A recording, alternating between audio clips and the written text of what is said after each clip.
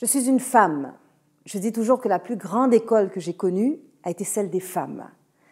J'ai beaucoup appris de femmes comme ma grand-mère et ma mère qui ont élevé seules leurs enfants avec un immense courage. Elles se sont affirmées par-delà bien des épreuves et elles ont su me transmettre toutes les leçons retenues et toute la force requise pour la conquête de leur autonomie. Elles m'ont aussi appris une chose qu'elles répétaient sans cesse. L'éducation est la clé de la liberté.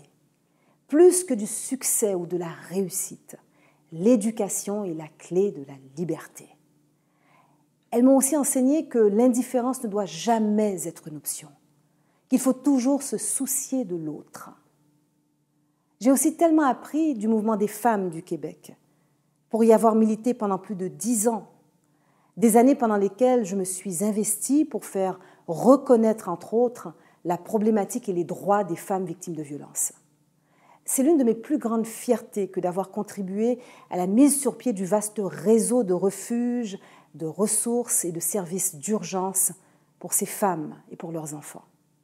Ensemble, nous avons su briser le silence et les solitudes de ces femmes. Ensemble, nous avons su forcer des changements importants dans le système juridique canadien. Ensemble, nous avons su sensibiliser, éduquer et agir sur les mentalités. Ensemble, nous avons su parler et dresser des arguments autour des droits économiques des femmes. Cette grande école du mouvement des femmes en était une aussi de stratégie politique, d'organisation, de gestion, d'idées, de plaidoirie, car il faut savoir convaincre et influencer. Je suis une femme du Nord et du Sud qui a su convaincre, entendre, écouter, prendre la parole et la donner. Je sais combien la démocratie et une culture de paix sont essentielles au développement des peuples. Démocratie et paix ne sont possibles qu'avec la participation des femmes, la prise en compte de leurs points de vue et de leurs aspirations.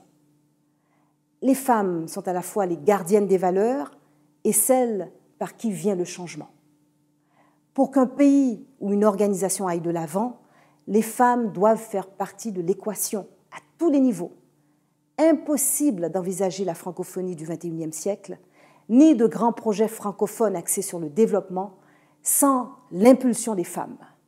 Et j'ajouterais, sans l'énergie, la participation et l'engagement des jeunes.